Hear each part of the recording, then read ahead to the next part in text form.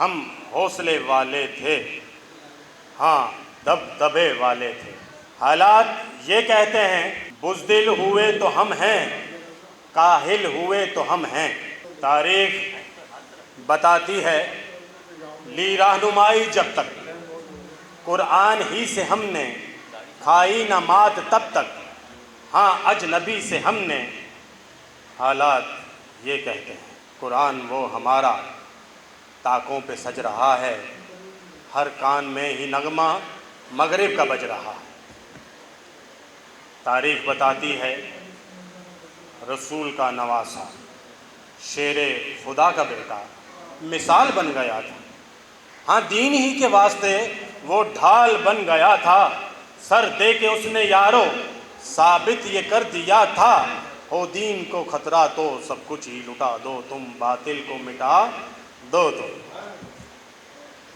حالات یہ کہتے ہیں ہر سو یہ دہائی ہے، بے دینگی چھائی ہے، سارے مسلمان اپنے مرکز سے ہٹ گئے ہیں، ٹکڑوں میں بٹ گئے ہیں، اور سب نے لڑائی ہے، نفرت کی آگ ہر سو غیروں نے لگائی ہے۔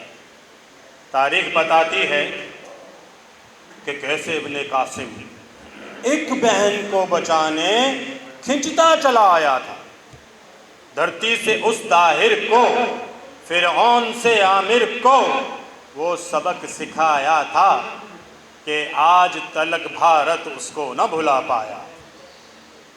حالات یہ کہتے ہیں عرصہ ہی ہو گیا ہے، ہاں قید عافیہ ہے، نہ جانے کتنی بہنیں ناموس کو لٹا کر ہاں راہ تک رہی ہیں، قاسم کی، ایوبی کی، محمود غزنوی کی۔